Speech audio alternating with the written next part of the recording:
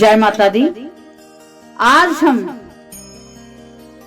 कार्तिक मास के महात्म्य की कथा का प्रथम अध्याय का श्रवण करेंगे, जिसके श्रवण मात्र से भगवान नारायण, भगवान श्री कृष्ण, माँ लक्ष्मी अति प्रसन्न होती हैं। इस महीने का कार्तिक मास का महात्म्य ही ऐसा है।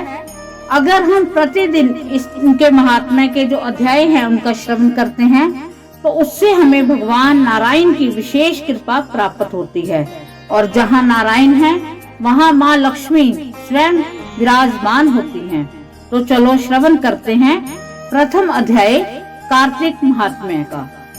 नैमिषारण्य तीर्थ में श्री सूत जी ने 88,000 सनकादि ऋषियों से कहा, अब मैं आपको कार्तिक मास की कथा विस्तार पूर्वक सुनाता हूँ, जिसका श्रवण करने से मनुष्य के सभी पाप नष्ट हो जाते हैं और अंत समय में वैकुंठ धाम की प्राप्ति होती है। सूत जी ने कहा, श्री कृष्ण जी से अनुमति लेकर देव ऋषि नारद के चले जाने के पश्चात सत्यभामा प्रसन्न होकर भगवान श्री कृष्ण जी से बोली कि हे प्रभु, मैं धन्य हुई, मेरा जन्म सफल हुआ।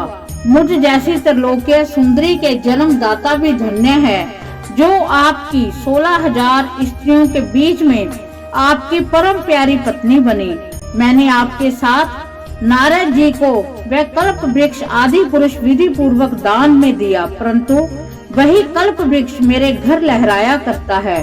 यह बात मृत्यु लोक में किसी स्त्री को ज्ञात नहीं है। हे त्रिलोकीनाथ, मैं आपसे कुछ पूछने की इच्छुक हूँ। आप मुझे कृपया कार्तिक महात्म्य की कथा विस्तार पूर्वक सुनाइए, जिसको सुनकर मेरा हित हो और जिसको करने से कल्प पर्यंत भी आप मुझसे विमुख ना रहें।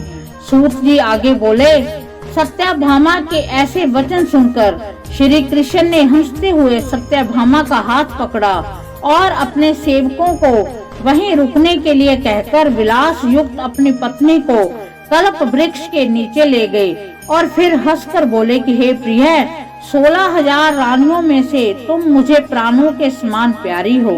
तुम्हारे लिए मैंने इंद्र एवं देवताओं से विरोध किया था। हे कांते, जो बात तुमने मुझसे पूछी है उसे सुनो। एक दिन मैंने तुम्हारी इच्छा पूर्ति के लिए गरुड़ पर सवार होकर इंद्र लोक जाकर कल्प वृक्ष मांगा। इंद्र द्वारा मना किया जाने पर इंद्र एवं गरुड़ में घोर संग्राम हुआ और गोलोक में भी गरुड़ जी गोओं से युद्ध किया। गरुड़ की चोंच से उनके कान एवं पूंछ कटकर गिरने लगे, जिससे 3 वस्तुएं उत्पन्न हुई। कान से तंबाकू, पूंछ से गोभी और रक्त से मेहंदी बनी। इन तीनों का प्रयोग करने वालों को मोक्ष नहीं मिलता। तब गोओं ने भी क्रोधित होकर गरुड़ पर वार किया, जिससे उनके 3 पंख टूटकर गिर गए। इनके पहले पंख से नीलकंठ, दूसरे से मोर और तीसरे से चकवा चकवी उत्पन्न हुए। हे प्रिय, इन तीनों का दर्शन करने मात्र से ही शुभ फल प्राप्त हो जाता है। यह सुनकर सत्यभामा ने कहा, हे प्रभु, कृपया मुझे मेरे पूर्व जन्मों के विषय में बताइए कि मैंने पूर्व जन्म में कौन कौन से दान, व्रत व जप नहीं किए हैं। मेरा स्वभाव कैसे था, मेरा जन्मदाता कौन थे और मुझे मृत्यु लोक में जन्म क्यों लेना पड़ा। मैंने ऐसा कौन सा पुण्य कर्म किया था जिससे मैं आपकी अर्धांगिनी हुई।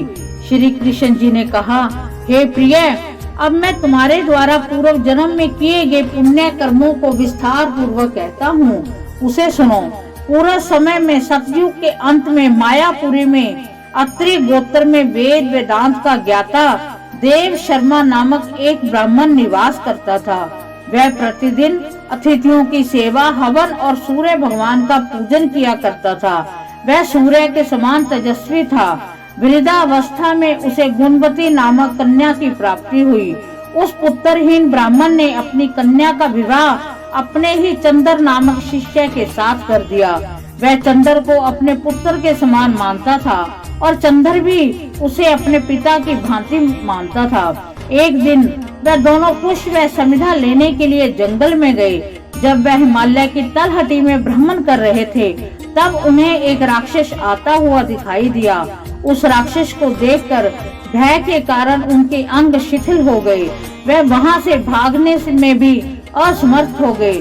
तब उस काल के समान राक्षस ने उन दोनों को मार डाला। क्योंकि वे धर्मात्मा थे, इसलिए मेरे पार्षद उन्हें मेरे वैकुंठ धाम में मेरे पास ले आए।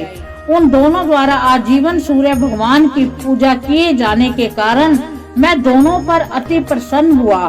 गणेश जी, शिव जी, सूर्य व देवी, इन सब की पूजा करने वाले मनुष्य को स्वर्ग की प्राप्ति होती है। मैं एक होता हुआ भी काल और कर्मों के भेद से 5 प्रकार का होता हूँ। जैसे एक देवदत्त, पिता, भ्राता आदि नामों से पुकारा जाता है। जब वह दोनों विमान पर आरूढ़ होकर सूर्य के समान तेजस्वी रूपमान चंदन की माला धारण किए हुए मेरे भवन में आए तो दिव्य भोगों को भोगने लगे।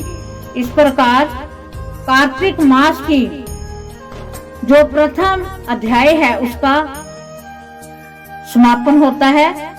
भगवान श्री कृष्ण जी हम सब पर अपनी कृपा दृष्टि बनाए रखें, उनका आशीर्वाद हमें हमेशा मिलता रहे और इस कार्तिक मास का जो पुण्य है उस पुण्य का फल हमें अवश्य मिले। यही हम भगवान नारायण से, भगवान श्री कृष्ण जी से प्रार्थना करते हैं। इसी के साथ जय माता दी, ओम नमो नारायण।